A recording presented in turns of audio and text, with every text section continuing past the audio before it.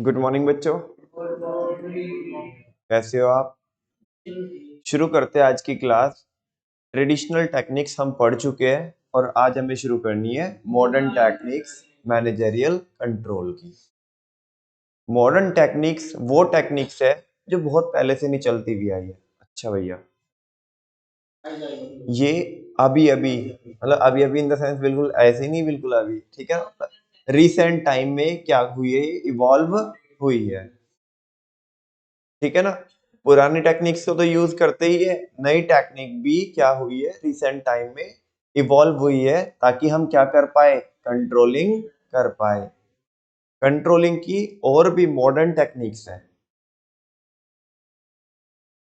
कहने का मतलब ये है कि रिश्ता वही, सोच नहीं, है ना। बस कंट्रोल करने के जो तरीके हैं वो चेंज हो गए, करना क्या ही है, कंट्रोल ही है। रिश्ता वही है, सोच नहीं है। अब यहाँ पे हमें मॉडर्न टेक्निक्स पढ़नी है, तो मॉडर्न टेक्निक्स देखते हैं कि कौन कौन होती है। चालू करता हूँ। मॉडर्न टेक्निक्स पहले बता रहे हैं कि क्या है, कैसे है। जो मैंने बोला वही है। Modern techniques of control are those.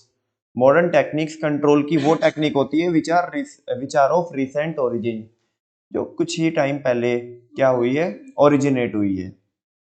And are comparatively new in management literature. और ये मैनेजमेंट के लिटरेचर में, मैनेजमेंट की थियोरी में ये क्या है, कंपैरेटिवली न्यू है। किसके कंपैरिजन में, ओल्ड वाली के कंपैरिजन में, जो ट्रेडिशनल वाली है, ठीक है ना। वो पहले से चलती हुई आ रही है, ये कुछ टाइम पहले ही क्या हुई है, इवॉल्व हुई है। मतलब कुछ टाइम पहले इन द सेंस की कोई 10-20 साल पहले ही, ठीक है ना। लेकिन वो जो टेक्निक्स है वो बहुत बरसों पहले से चलती हुई आ रही है। These techniques provide a refreshingly new thinking। मैंने वही तो बोला, रिश्ता वही, star plus. These techniques provide a refreshingly new thinking। ये जो टेक्निक है ये क्या क्या आपको प्रोवाइड करती है, एक नई सोच प्रोवाइड करती है, ठीक है ना। On how various aspect of an organisation can be controlled, कि एक ऑर्गेनाइजेशन के अलग अलग पहलुओं को, अलग अलग एक्टिविटीज को, अलग अलग प्रोसेसेस को नए तरीके से कैसे कैसे कंट्रोल किया जा सकता है, उस चीज पे ये रोशनी डालती है। कौन, मॉडर्न टेक्निक्स उस चीज पे स्ट्रेस कर रही है, ठीक है ना। हमें सोचने के लिए मजबूर कर रही है कि यार इन चीजों को तो हम, इन प्रोसेसेस को तो, इन एक्टिविटीज को तो हम ऐसे भी क्या कर सकते हैं, कंट्रोल कर सकते हैं। अच्छा वो बताओगे आप मेरे को, जो ट्रेडिशनल टेक्निक्स थी वो कौन कौन थी, बोलो। बीपी की रिपोर्ट कंट्रोल में होनी चाहिए। B stand for break even analysis, P personal observation, BP की रिपोर्ट, बस रिपोर्ट, स्टैटिस्टिकल रिपोर्ट। बीपी की रिपोर्ट कंट्रोल में होनी चाहिए, बजटरी कंट्रोल, ठीक है। अच्छा, अब यहाँ पे जो मॉडर्न टेक्निक्स है वो बता रहा है, दीज इंक्लूड फर्स्ट बच्चों मैनेजमेंट ऑडिट। क्या है, मैनेजमेंट ऑडिट। दूसरा, रिस्पॉन्सिबिलिटी अकाउंटिंग। तीसरा, पर्ट एंड सीपीएम। चौथा, रिटर्न ऑन इन्वेस्टमेंट, ये मैंने पहले भी पढ़ाया हुआ आपको, आरओआई। नेक्स्ट है बच्चों मैनेजमेंट इंफॉर्मेशन सिस्टम, प्यार से इसको बोलते हैं एमआईएस। एमआईएस, एमआईएस, एमआईएस नाम तो सुना ही होगा, मैनेजमेंट इंफॉर्मेशन सिस्टम। नमन भैया क्या होता है, अभी पढ़ाऊंगा, मतलब आज तो नहीं पढ़ाऊंगा, आगे आगे पढ़ाऊंगा इसे। और लास्ट है बच्चों रेशियो एनालिसिस। मेरे ख्याल से ये आप जो रेशियो एनालिसिस है वो अकाउंट्स में पढ़ चुके हैं, पढ़ रहे हैं, पढ़ चुके हैं, पढ़ रहे हैं, या तुम पढ़े हो, तुम पढ़े हो, चलो ठीक है। और इनकी एमटी हमने बनाई है, एमआरपी की रिटर्न को सिस्टम से एनालाइज करो। एमआरपी की रिटर्न को सिस्टम से एनालाइज करो। M stand for management audit, M R stand for responsibility accounting, P stand for PERT and CPM, MRP की रिटर्न को, return on investment system, management information system से analyse करो, ratio analysis. चालू करते बच्चों किससे, मैनेजमेंट ऑडिट से। बहुत सिंपल, बहुत आसान। पहले तो ये समझो ऑडिट क्या होता है। ऑडिट, ऑडिट होती है चेकिंग करना सिंपली। वैसे तो ऑडिट होता है जो मतलब जो ट्रेडिशनली जो ऑडिट होता आया है वो ऑडिट आपके फाइनेंशियल स्टेटमेंट्स का होता है। किसका होता है? फाइनेंशियल स्टेटमेंट्स का। जो हमारे अकाउंटेंट्स ने जो हमारे फाइनेंशियल स्टेटमेंट्स यानी कि आपके profit and loss, balance sheet, cash flow statement, fund flow statement, working notes और आपके नोट्स टू अकाउंट्स, वो सारी चीजें बनाई है, उनका उनकी चेकिंग होती है, उनका ऑडिट होता है। लेकिन क्योंकि टाइम बदलता जा रहा है और बिजनेस नए नए तरीके से हो रहे, तो आजकल ना किसकी भी चेकिंग होती है?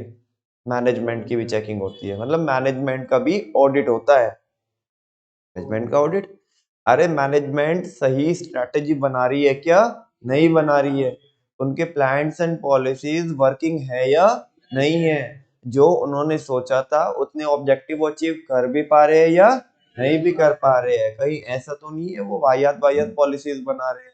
प्लान्स जो उनके हैं वो घिसे पिटे प्लान है, उनके ऊपर कोई रिलायबिलिटी की नहीं जा सकती है, मतलब रिलायबल है ही नहीं है वो। कहीं ऐसा तो नहीं है? तो मैनेजमेंट का क्या होता है? ऑडिट होता है। अब देखो एक चीज देखो, एक तो ये है कि अभी तक हम देख रहे थे कि एम्प्लॉइज की कंट्रोलिंग हो रही है, क्या हो रही है? लेकिन अब उनकी कंट्रोलिंग हो रही है जो कंट्रोल बना रहे हैं। मैनेजमेंट की भी क्या हो रही है? कंट्रोलिंग हो रही है। कहीं प्रॉब्लम ही किस में ना हो? अगर प्रॉब्लम ही मैनेजमेंट में है तो एम्प्लॉइज में तो गड़बड़ होगी ही होगी, वहां तो झोल रहेगा ही रहेगा। सेल्स और नो, तो केवल ऐसे मत सोचो कंट्रोलिंग एम्प्लॉइज की होनी है। हालांकि मैनेजमेंट भी जो मैनेजमेंट के अंदर लोग हैं वो भी एम्प्लॉइज ही है ऑर्गेनाइजेशन के। तो लेकिन इस बार ऑडिट ही किसका हो गया, चेकिंग ही किसकी हो गई? मैनेजमेंट की। ठीक है ना? देखो, management audit refers to the systematic appraisal.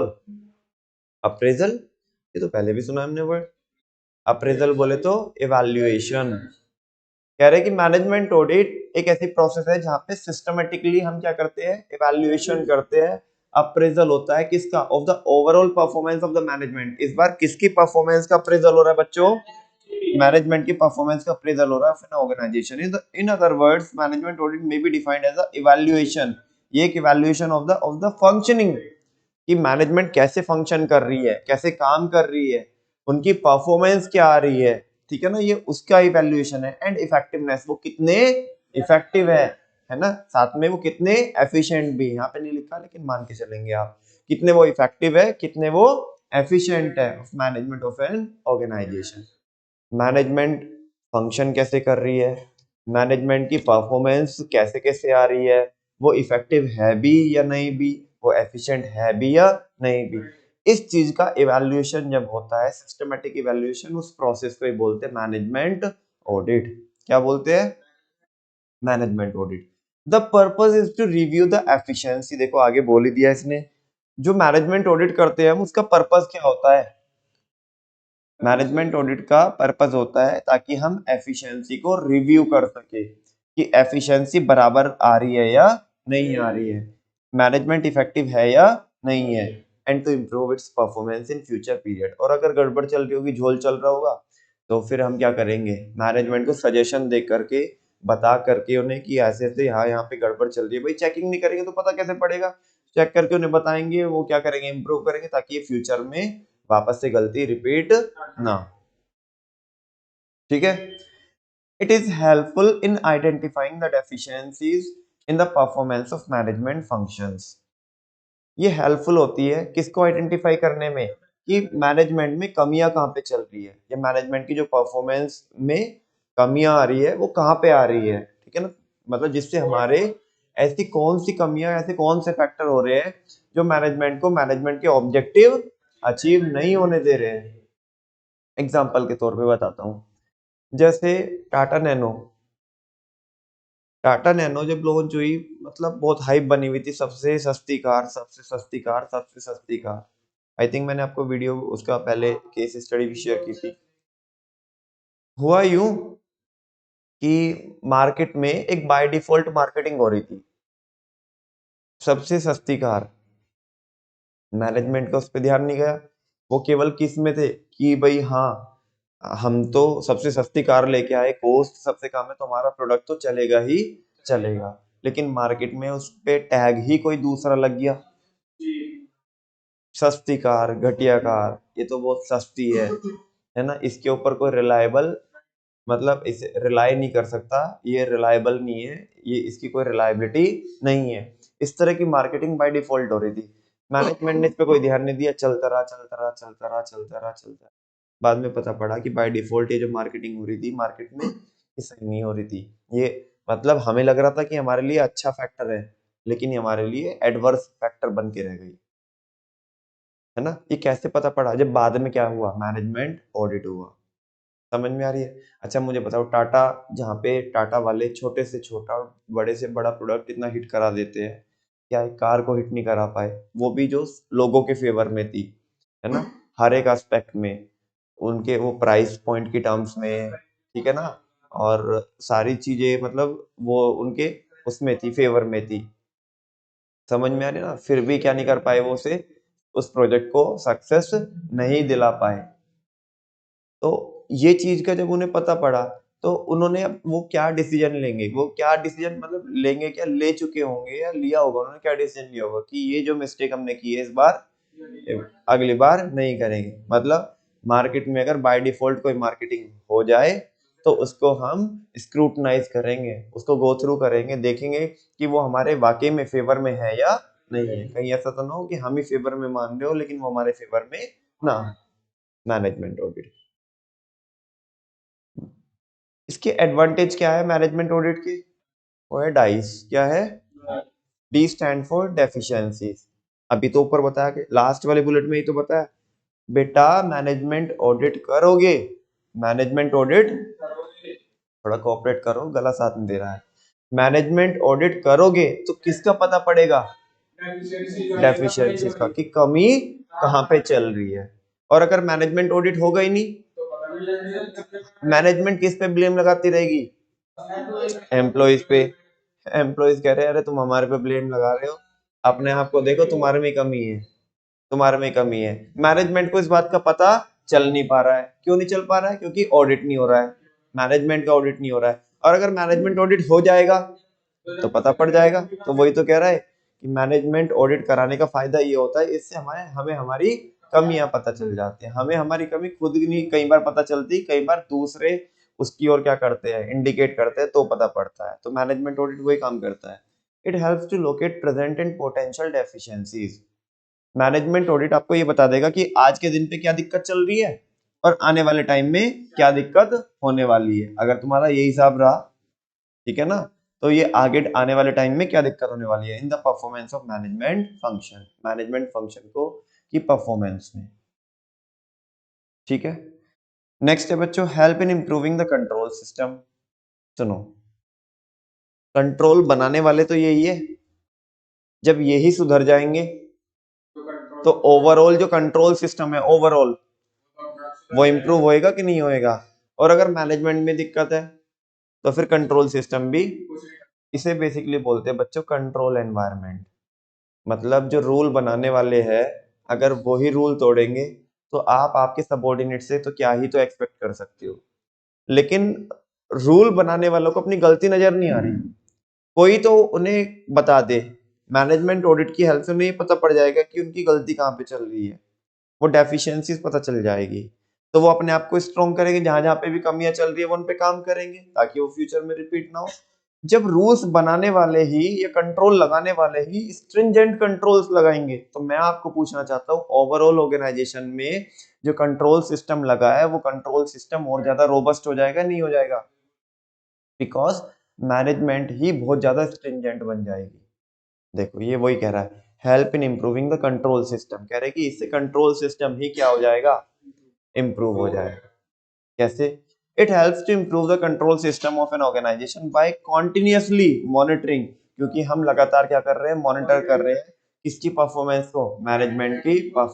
जहाँ पे भी हमें थोड़ी बहुत क्या दिखाई दी, कमी दिखाई दी, थोड़ा भी झोल दिखाई दिया, हमने उसे सही कर लिया, ठीक है ना, टाइम रहते हुए। और ओवरऑल हमारा जो कंट्रोलिंग सिस्टम है वो इम्प्रूव हो गया, बेटर हो गया। नेक्स्ट है हेल्प्स इन इम्प्रूविंग कोऑर्डिनेशन। बहुत गंदी हेडिंग है, इसी चैप्टर में कम से कम मैं 4-5 बार पढ़ा चुका हूँ आपको, एक ही बात को हर पॉइंट में बार बार बोलता है। ठीक है ना, पढ़ लो, मैं पढ़ भी नहीं रहा हूँ उसे।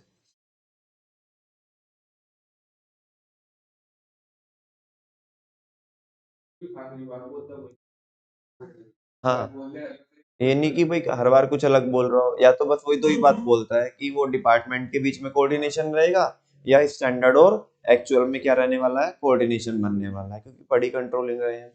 कैसे कह रहा है कि इसमें कोऑर्डिनेशन कैसे इंप्रूव होएगा, हम पढ़ क्या रहे हैं, मैनेजमेंट ऑडिट क्या पढ़ रहे हैं, मैनेजमेंट को पता पड़ेगा कि हमारी गलती कहाँ चल रही है, ठीक है ना। तो वो हर एक डिपार्टमेंट के लिए क्या करेंगे, हर एक डिपार्टमेंट को अलाइन कर देंगे कि नहीं कर देंगे। लेट सपोज, ध्यान से सुनो बच्चों, मैनेजमेंट की गलती ये चल रही है कि वो एक ही डिपार्टमेंट को फंड्स भरे जा रहे हैं, भरे जा रहे हैं, भरे जा रहे हैं, एक ही डिपार्टमेंट को फंड्स अलॉट करे जा रहे हैं। फिर दूसरा बच्चा भी तो तुम्हारा ही है, एक ही बच्चे का उतना प्यार करोगे क्या, क्या एक को तुमने ओवरलोड कर दिया और एक तरफ गया, है ना। अब मान लिया तुमने क्या हुआ कि तुमने प्रोडक्शन को तो भर भर के पैसा दिया और मार्केटिंग को बहुत कम पैसा दिया, मुझे बताओ क्या ही फायदा होगा। तुमने प्रोडक्शन तो कर करके डाल दिया, लेकिन मार्केटिंग का तुमने कोई बजट एलोकेट ही नहीं किया, लोगों को पता ही नहीं पड़ा, आपका प्रोडक्ट बिके बगैर ही रह गया। तो बताओ प्रोडक्शन में पैसा डालने का भी क्या फायदा हुआ। मैनेजमेंट को जब ये गलती पता पड़ेगी, तो जितने फंड्स की रिक्वायरमेंट प्रोडक्शन को होनी चाहिए उसे उतने मिलेंगे, मार्केटिंग को जितनी रिक्वायरमेंट है उसे उतने मिलेंगे, तो कमी सुधर जाएगी। तो इससे कोऑर्डिनेशन बन जाएगा अलग अलग डिपार्टमेंट के बीच में। और सारे बच्चों को पता है ये जो डिपार्टमेंटल वाली जो चेन है कोऑर्डिनेशन के लिए, मैंने आपको बहुत अच्छे से सबसे शुरू में समझाई थी, स्टार्टिंग फ्रॉम द परचेज और पूरा एंड तक, जब तक क्या ना हो जाए, डिलीवरी ना हो जाए प्रोडक्ट की। क्योंकि अगर परचेज तुमने लेट करी, प्रोडक्शन लेट चालू होगा, प्रोडक्शन लेट चालू होगा, तो जो तुम्हारे ऑर्डर आ रखे थे वो टाइमली क्या नहीं हो पाएंगे, डिलीवर नहीं हो पाएंगे। वो टाइमली डिलीवर नहीं हो पाए, कस्टमर तुम्हारे ऊपर केस ठोक देंगे, केस ठोक देंगे तो तुम केस हार जाओगे, क्योंकि तुमने लेट किया है। केस हार जाओगे तो तुम्हें पैसा देना पड़ेगा, फाइनेंस बिगड़ गया, मार्केट में इमेज खराब हो गई, सारी चीजें बिगड़ जाएगी। लेकिन जहां पे भी कमी चल रही है वो तुम्हें पता पड़ेगा, तो सारे डिपार्टमेंट अलाइन हो जाएंगे, वही इसमें बोल रहा है। फिर भी चलो पढ़ देता हूँ आत्मा की शांति के लिए। It improves coordination in the functioning of various departments so that they work together effectively towards the achievement of organizational objective। ये कोऑर्डिनेशन को इम्प्रूव करता है अलग अलग डिपार्टमेंट की फंक्शनिंग में, ठीक है ना, ताकि वो एक साथ काम कर सके, वो भी इफेक्टिवली, ताकि हमारे ऑर्गेनाइजेशनल गोल्स अचीव हो जाए। नेक्स्ट है help in dealing with environmental changes. ये कह रहे हैं कि बदलते हुए एनवायरमेंट को भी हम क्या कर सकते हैं, बदलते हुए एनवायरमेंट को के साथ भी हम क्या कर सकते हैं, डील कर सकते हैं। बिकॉज मैनेजमेंट, जैसे एनवायरमेंट बदला, मान लिया मैनेजमेंट नहीं बदल रही, मैनेजमेंट अपने वही पुराने डर्रे पे चल रही है, हम तो जी ऐसे ही करेंगे। मैनेजमेंट ऑडिट होएगा, मैनेजमेंट ऑडिट होएगा, तो वो बताएंगे, वो सजेशन, चलो मैं आपको इसका प्रैक्टिकल एग्जांपल देता हूँ। एक एक ऑडिट हमने किया था रुद्रपुर में, यूके उत्तराखंड में पड़ता है। तो वो क्या करते थे, वो कंपनी वो बनाती थी, ये होते ना आपकी बेसिकली आयुर्वेदिक दवाई वगैरह टाइप से, ठीक है ना, जैसे पतंजलि है ना, ऐसी करके। तो अभी सुनो, उस कंपनी में क्या होता था कि जैसे यूसेज सबसे ज्यादा किसका होता था, जैसे नींबू का यूज होता था, हल्दी का यूज होता था, वेरी गुड, अदरक का यूज होता था, ठीक है ना। तो इस टाइप की वो चीजें करके वो ना, कुछ तो अपने वो एक जैसे काढ़ा टाइप के होता है ना, तो वो बनाते हैं, हाँ, काली मिर्च वगैरह का, और बाकी टैबलेट वगैरह बनाते थे। तो अब वो क्या करते थे, जैसे मान लिया नींबू का रस निकाल लिया, अदरक का रस निकाल लिया उन्होंने, और जो, हाँ, नीम के पत्ते हो गए, ठीक है ना, वो इस तरह के टाइप से। और बाकी एक चीज वो मैंने क्या बोली थी अभी, नींबू, अदरक, एक चीज और मेन बोली थी ना मैंने अभी, हल्दी, हल्दी, ठीक है ना, हल्दी। अब वो, हाँ, अब वो हल्दी का उन्होंने मान लिया, वो हल्दी को कूटा उन्होंने, ठीक है ना, जो साबुत हल्दी आती है। अब ना उन्होंने जो उन्हें उनके काम में था वो काम में उन्होंने ले लिया, ठीक है, मतलब वो रस वगैरह निकला। अब क्या था ना, वो जो जैसे अदरक का वो जो वो निकला, छिलका टाइप के, आप वेस्ट बोल सकते हो, वेस्ट, ठीक है ना।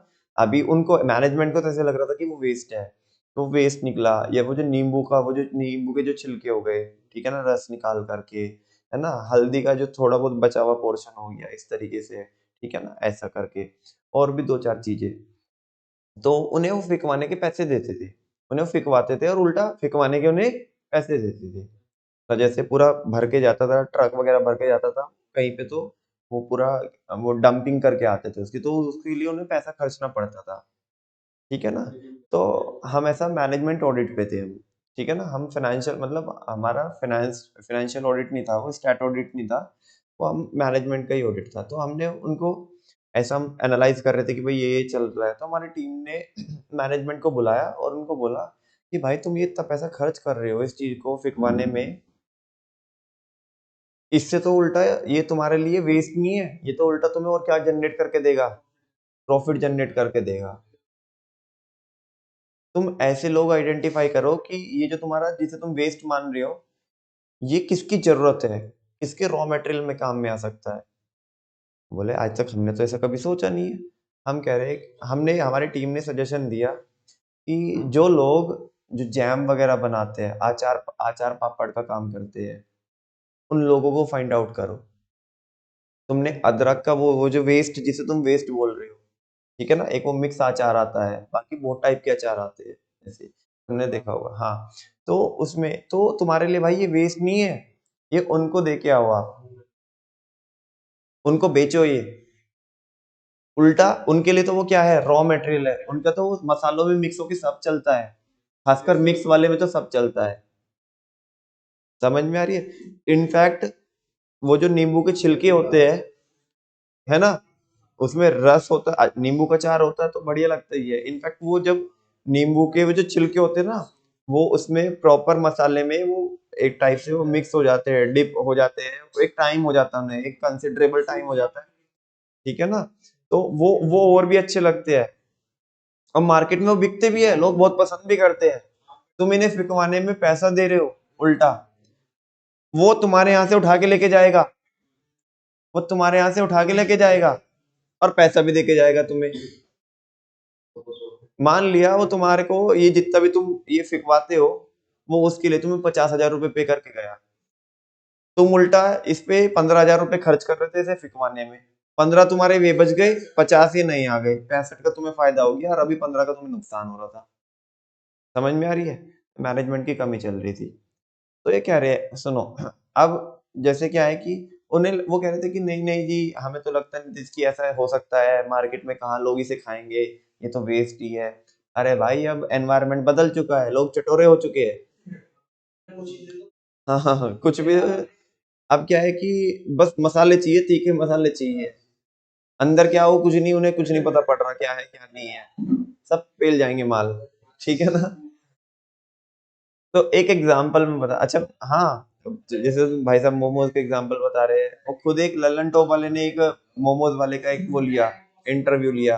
वो कह रहा है कि मोमोज में जो पहली बात तो जो टमाटर की चटनी, जिसे तुम मानते हो टमाटर की चटनी, सड़े हुए टमाटर जो बिल्कुल जो 10 के 3 किलो आते हैं, कह रहे कि अगर तुम अपने घर पे बनाओगे ना, ओरिजिनल चटनी बनाओगे भी तुम, ठीक है ना, कह रहे उसमें तुम्हें मजा नहीं आएगा, मजा उसमें आता 10 रुपए के जो सड़े हुए 3 किलो टमाटर होते हैं।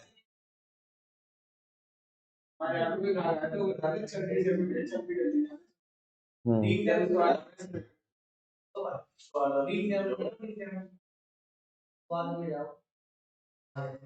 चलो बेटा, ऊंची दुकान फीके पकवान होते हैं, है ना। सामने से तुझे तो लग रहा है बहुत अच्छे से आ रही है प्लेट में सर्व होके, कभी पीछे जाके देखना चल क्या रहा है। Help in dealing with environmental changes.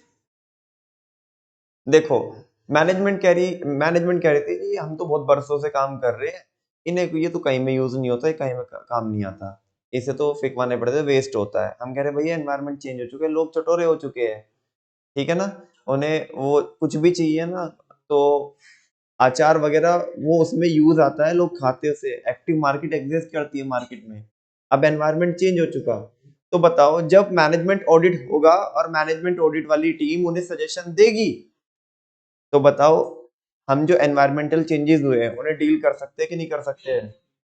देखो, it ensures updating of existing managerial policies, management की एग्जिस्टिंग पॉलिसी ये थी कि हम तो फिकवाएंगे, उसे पैसा देंगे, लेकिन मैनेजमेंट ऑडिट हेल्प करता है आपको आपकी एग्जिस्टिंग पॉलिसीज को अपडेट करने में, आपकी एग्जिस्टिंग स्ट्रेटेजीज को अपडेट करने में in light of environmental changes, जो किसकी वजह से हुई है, एनवायरमेंटल चेंजेस की वजह से हुई है।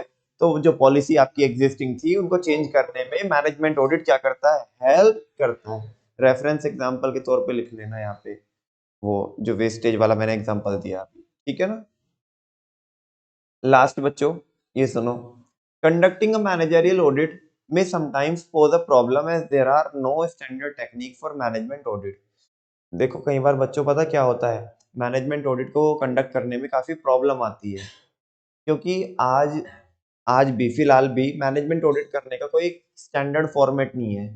आप जैसे स्टैट ऑडिट करते हो, फाइनेंशियल ऑडिट करते हो आप, तो उसमें ना स्टैंडर्ड होते हैं, स्टैंडर्ड और ऑडिटिंग होते हैं, वो बताते हैं कि कैसे कैसे ऑडिट होगा, तो उसके अकॉर्डिंग ऑडिट होता है। लेकिन मैनेजमेंट ऑडिट का कोई भी फ्रेमवर्क नहीं है, कोई स्टैंडर्ड एक बेंचमार्क नहीं है कि ऐसे ऐसे मैनेजमेंट होगा। वो तो आपको, बिकॉज मैनेजमेंट ऑडिट में ऐसे स्टैंडर्ड क्यों नहीं है, बिकॉज, हाँ वेरी गुड, सारे बच्चों को पता है कि ह्यूमन नेचर क्या होता है, डायनेमिक होता है और बहुत ज्यादा अनप्रिडिक्टेबल होता है। तो आपको अलग अलग भाई लोगों के साथ डील करना है, तो अलग अलग तरीके से आपको क्या करना पड़ेगा, ऑडिट करना पड़ेगा। कई बार पता क्या है, कई बार पता मैनेजमेंट ऑडिट आपका सक्सेसफुल हो ही नहीं पाता। बताऊं क्यों, क्योंकि जो रूल बनाने वाले हैं ना, तुम उन्हीं की गलती तुम निकाल के बता रहे हो। किसी इंसान को अपनी गलती कैसे एक्सेप्टेबल होगी, प्रैक्टिकली, थियोरेटिकली मत जाना, प्रैक्टिकली बहुत मुश्किल होता है, ठीक है ना। जब किसी इंसान को उसकी गलती बताई जाए तो उसको एक्सेप्ट करना बहुत मुश्किल होता है, खासकर वो जो रूल बनाने वाले हैं, जो टॉप लेवल के लोग हैं, उन्हीं को सुनो ना। जो रूल बनाने वाले, जो पॉलिसीज बनाने वाले, जो स्ट्रेटेजी बनाने वाले हैं, उनको ही ज्ञान दिया जा रहा है। ये तुम्हारी यहाँ पे प्रॉब्लम चल रही है, ये गलती हो रही है यहाँ पे। अच्छा हमें बताएगा, ठीक है ना, हमें बताएगा ऐसे। ये जैसे हमने बोला ना, जो मैं बता रहा हूँ, मैंने आपको बहुत शॉर्ट में करके बताया। जिस टाइम हमने बुलाया था हमारी पूरी टीम ने वो मैनेजमेंट को, तो मैनेजमेंट का उनका जो हेड था, वो बोला जी हम बहुत बरसों से कर रहे हैं, इसकी कोई मार्केट एग्जिस्ट नहीं करती है। जब तक हमने ये नहीं बताया था कि वो ये अचार जो पापड़ वाली जो इंडस्ट्री होती है उनके लिए रॉ मटेरियल है, हमने बोला कि ये मार्केट में बिक सकता है, आप फाइंड आउट करो। पहले उनको ही पूछा हमने, कह रहे जी नहीं हम बहुत बरसों से काम कर रहे हैं, 20-25 साल हो गए मैं काम करते हुए, कोई मार्केट एग्जिस्ट नहीं करती। लेकिन जब हमने बोला ना ये अचार पापड़ के लिए क्या है, रॉ मटेरियल है ना, तो उसका मुंह खुला का खुला रह गया। उसके बाद वो बोला नहीं है। उस टाइम तो ऐसे चुप रह गया, ठीक है ना। फिर बाद में आके, क्योंकि अभी वो बहुत गुणगान कर रहा था कि नहीं नहीं हमने देख लिया, हम 20 सालों से काम कर रहे हैं, ये कर रहे हैं, वो कर रहे हैं। जब बाद में, है ना, जब बाद में लगा कि हाँ, उसने देखा कि हाँ यार वाकई में सही बोल रही है टीम की, अचार पापड़ वालों के लिए क्या हो सकता है रॉ मटेरियल का। अरे कुछ नहीं है भाई, क्या पता पड़ता है वो कि बोल करके मसाले वगैरह सब मिक्स करके उसमें चटनी वटनी सब डाल के वो ऐसा मिक्सचर बनेगा, भाई लोगों को चटकारे चाहिए, ठीक है ना। और वैसे भी ये कोई बुरी चीज तो है नहीं है।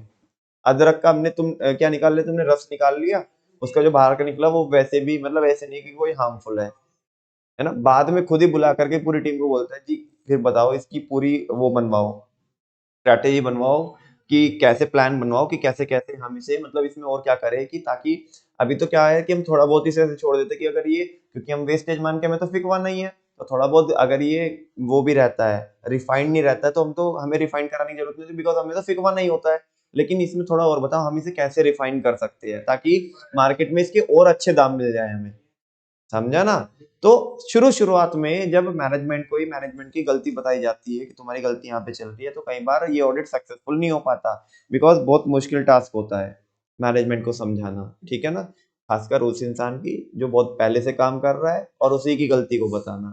तो कह रहे हैं कि कंडक्टिंग अ मैनेजमेंट ऑडिट में समटाइम पोज अ प्रॉब्लम, कई बार हमें किसका सामना करना पड़ता है, प्रॉब्लम का सामना करना पड़ता है, there are no standard technique, क्योंकि एक तो कोई स्टैंडर्ड टेक्निक होती नहीं है for management audit. Also management audit is not compulsory under any law, ना ही ये कराना कोई कंपल्सरी, मतलब आज के दिन पे ऐसा नहीं कि कोई कानून की रिक्वायरमेंट है कि आपको ऑडिट कराना ही पड़ेगा मैनेजमेंट का।